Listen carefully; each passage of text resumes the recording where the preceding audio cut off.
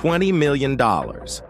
That's the reward if you help catch Rafael Caro Quintero, one of the most powerful drug lords Mexico has ever known, and a man who has managed to outrun justice for decades. This isn't a new story. It started nearly half a century ago. Rafael Caro Quintero was born on October 3, 1952, in the rural town of La Noria, in the Mexican state of Sinaloa. He was one of 12 children.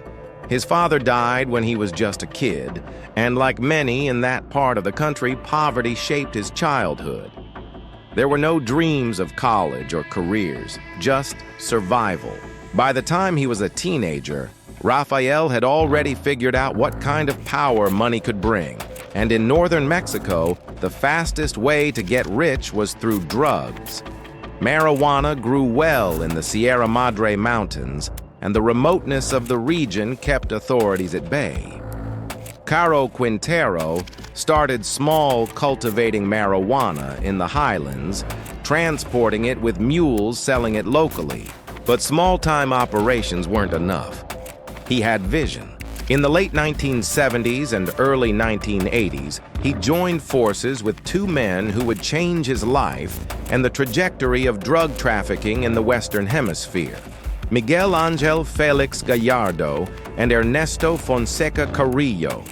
Together, they founded what became known as the Guadalajara Cartel. It wasn't just a group of traffickers, it was an empire. The Guadalajara Cartel was among the first to organize the drug trade like a business. They coordinated transportation routes, shared profits, and bought off police and politicians. They didn't just smuggle drugs, they ran entire regions of Mexico. Caro Quintero was in charge of marijuana production, and his plantations were the stuff of legend. One of those plantations, Rancho Buffalo, covered over 1,000 hectares in the state of Chihuahua. It employed hundreds of workers, had its own airstrip irrigation system, even housing for employees. American authorities estimated it could generate billions of dollars worth of marijuana.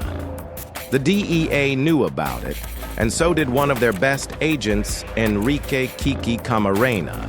Kiki Camarena had been building a case against the Guadalajara Cartel for months. His work was quiet, methodical, and effective. In late 1984, Mexican soldiers, likely tipped off by the DEA, destroyed Rancho Buffalo. Millions of plants were burned. Caro Quintero's fortune went up in smoke. He wanted revenge.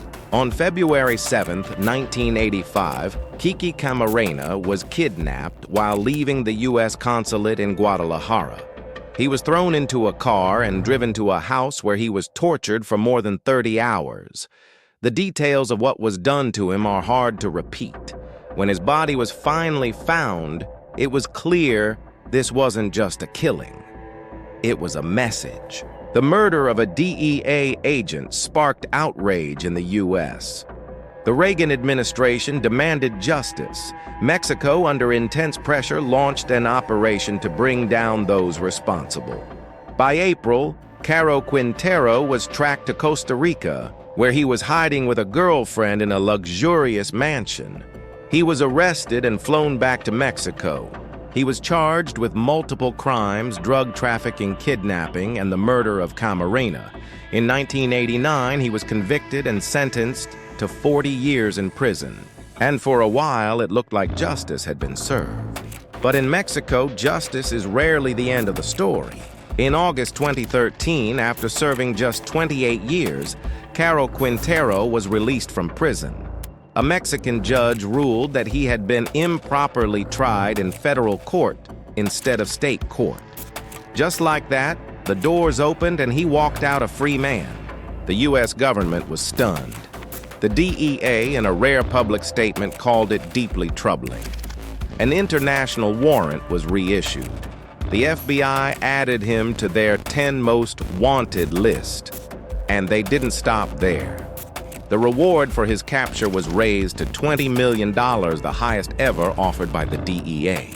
Since his release, Caro Quintero has become a ghost. There have been sightings, none confirmed. Some say he returned to Sinaloa and rejoined cartel life. Others believe he fled to the jungles of Central America. A few even claim he died in hiding. But no body has ever been found. In July 2022, Mexican authorities announced they had recaptured him in the town of San Simon in Sinaloa. A special Navy task force tracked him down.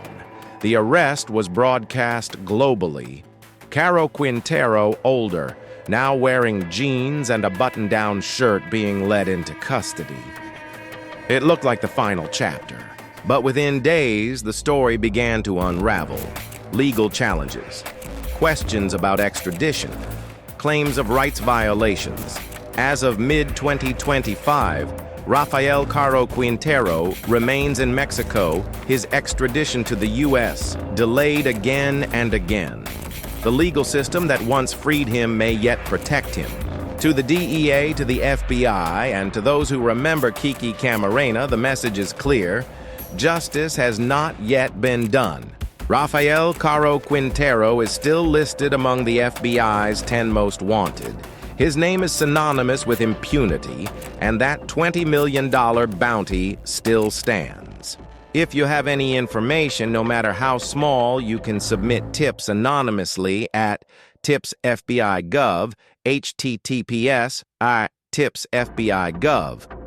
Because until he's brought to justice, the case of Rafael Caro Quintero remains open, and so does the wound he left behind. What makes this case even more chilling is how it shaped U.S.-Mexico relations for years to come.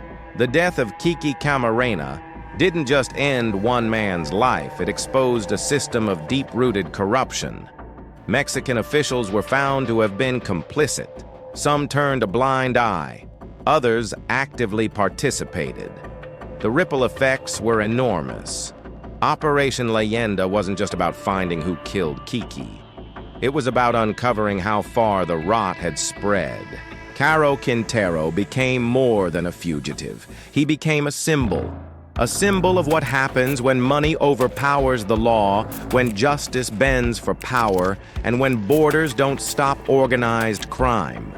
His name, once whispered in drug circles, became part of government briefings and congressional hearings. American agents still remember his photo. Some who worked with Kiki Camarena say they still wake up thinking about him. What makes the pursuit so difficult today is how much the landscape has changed. The Guadalajara Cartel no longer exists as it did in the 1980s.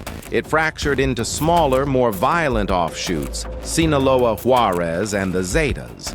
But Caro Quintero, he's said to have rebuilt influence. Intelligence reports claim he tried to reorganize elements of the old cartel, aiming to rise again, not for money, but for legacy.